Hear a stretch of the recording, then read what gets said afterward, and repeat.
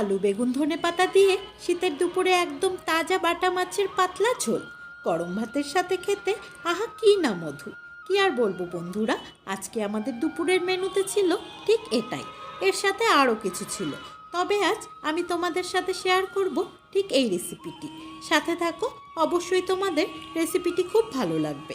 নমস্কার বন্ধুরা, ওয়েস্ট বেঙ্গলের একটি ছোট্ট শহর জলপাইগুড়ি থেকে আমি মৌমিতা আবারও তোমাদের সাথে শেয়ার করছি খুবই সুস্বাদু এবং সুস্বাস্থ্যকর একটি রেসিপি, যেটি ছোট থেকে বড় সবারই খুব ভালো লাগবে খেতে। এমনকি বন্ধুরা, অসুস্থ ব্যক্তিরাও এই খাবার যখন এনে বড় আমার হাতে দিল, মাছগুলি রীতিমতো তখনও একটু একটু নড়ছে। আমিও আর খুব বেশি দেরি না করে মাছগুলি পরিষ্কার করে কেটে ধুয়ে নিলাম। এরপর মাছের গায়ে লবণ ও হলুদ দিয়ে মাছগুলি মেখে 30 মিনিটের জন্য রেখে দিলাম। এরপর আমি শিলনোড়াতে 12 থেকে 13টা কাঁচা পাকা লঙ্কা মিশিয়ে বেটে নিলাম। শিলনোড়াতে বাটা মশলা কিন্তু এইরকম তাজা মাছের ঝোলের টেস্ট অনেকটাই বাড়ায়।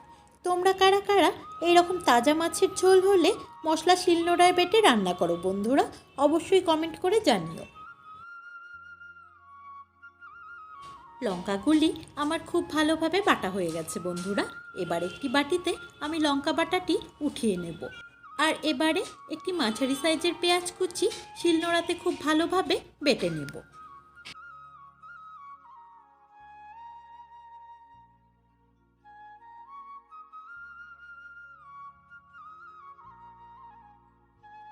এবারে পেঁয়াজ বাটাটিও আমি একটি বাটিতে উঠিয়ে নেব। এরপর আমি একটি ফাঁকা বাটিতে 3 টেবিল স্পুন জিরে গুঁড়ো ও 1 টেবিল স্পুন হলুদ গুঁড়ো নিয়ে তাতে সামান্য জল দিয়ে খুব ভালো মতো গুলে নেব। তোমরা রান্নাতে যে গুঁড়ো মশলাই ইউজ করো না কেন, আগে থেকে যদি এভাবে বাটিতে জলে গুলে রাখো, সেটি অনেকটাই বাটা মশলার টেস্ট নিয়ে আসে বন্ধুরা। এরপর আমি নিয়েছি একটি মাঝারি সাইজের আলু ও একটি মাঝারি সাইজের বেগুন লম্বা লম্বা করে কেটে। আর ফোড়নের জন্য নিয়েছি 2টো শুকনো লঙ্কা আর 1/2 টেবিল স্পুন কালো জিরে। আর এবারে আমি কিছুটা ধনেপাতা খুব ভালো মতো পরিষ্কার করে ধুয়ে রেখেছিলাম, সেটি একটি ছুরির সাহায্যে কুচি কুচি করে কেটে নিলাম। বন্ধুরা, আমি এখানে 300 গ্রাম কাতলা মাছও নিয়েছি, কারণ আমার ছেলে মেয়ে কেউই এই বাটা মাছ খেতে পারবে না কাটার জন্য। তাই এই রেসিপিতে আমি কিছুটা কাতলা মাছও অ্যাড করব। প্রথমেই কাতলা মাছগুলিও ভালো মতো ধুয়ে লবণ হলুদ মেখে রেখে দিলাম। আর এবারে একটি কড়া গরম করে তাতে বেশ কিছুটা সর্ষের তেল দিয়ে ভালো করে গরম হতে দেব। তেল থেকে যখন ধোঁয়া উঠতে শুরু করবে, তখন আগে থেকে লবণ হলুদ মাখিয়ে রাখা বাটা মাছগুলি একে একে তেলে ছেড়ে দেব।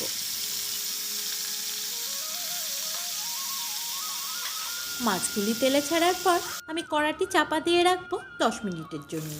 10 মিনিট পর কড়ার চাপাটি তুলে আমি মাছগুলি একে একে সব উল্টে নেব।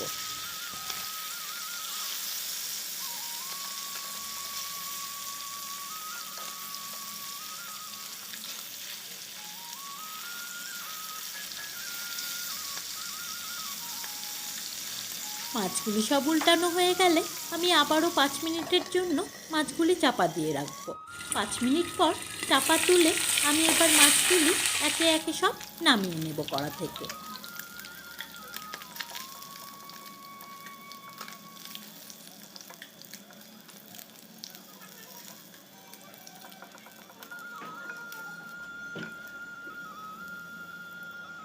আর এবারে বন্ধুরা, এই মাছ ভাজার তেলেই আমি কাতল মাছগুলিও ভালো করে ভেজে নেব।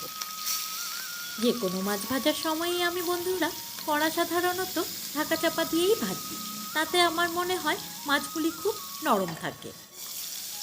মাছগুলি আমার এক পাশ থেকে ভাজা হয়ে গেছে, এখন একে একে আমি সব মাছগুলি উল্টে দেব।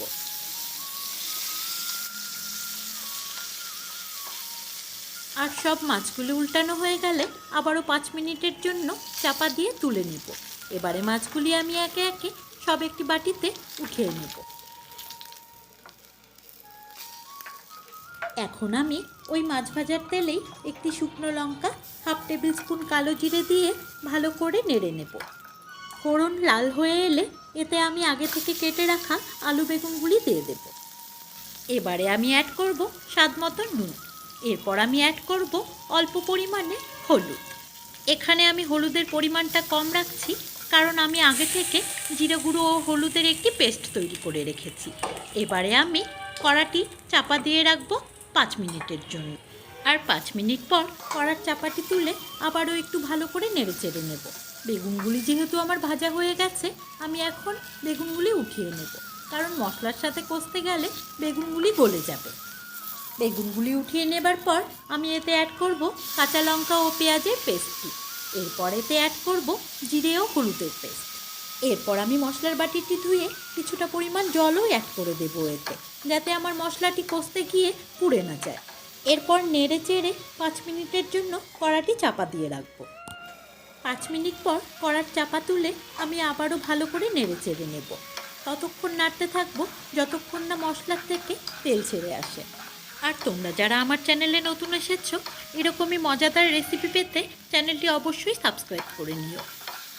মাছের ঝোলের মশলাটি আমার খুব ভালোভাবে কষানো হয়ে গেছে বন্ধুরা। এখন আমি এতে অ্যাড করব গরম জল। গরম জলের পরিমাণ আমি কিছুটা বেশিই দিয়েছি, কেননা আমি ঝোলটা একটু পাতলাই রাখবো। আর এবারে আমি কড়াটি চাপা দিয়ে 10 মিনিটের জন্য ঝোল ফুটতে দেব। 10 মিনিট পর চাপাটি তুলে আগে থেকে ভেজে রাখা মাছ, বেগুন ঝোলে অ্যাড করে দেব। মাছগুলি ঝোলে ভালো মতো ডুবিয়ে দিয়ে আবারও কড়াটি 10 মিনিটের জন্য চাপা দিয়ে রাখবো। আর এতে করে মাছের গায়ে তেল, নুন, ঝোল সব ভালো মতো ঢুকে যাবে। আবারও আমি ভালো করে নেড়ে চেড়ে দেখে নেব আলুগুলি সেদ্ধ হয়ে গেছে কিনা। আলুগুলি ভালো মতো সেদ্ধ হয়ে গেছে বন্ধুরা। আর এবারে আমি আগে থেকে কুচিয়ে রাখা ধনেপাতাগুলি মাছের ঝোলে ছড়িয়ে দেব। আর এরপর কড়া চাপা দিয়ে আমি 5 মিনিট আবারও ফুটিয়ে নিয়ে গ্যাস ওভেন অফ করে রেখেছি। এবারে মাছের ঝোল পরিবেশনের জন্য আমার একদম প্রস্তুত হয়ে গেছে। এইভাবে তোমরা মাছের ঝোল বানিয়ে বাড়িতে একবার অবশ্যই ট্রাই করতে পারো।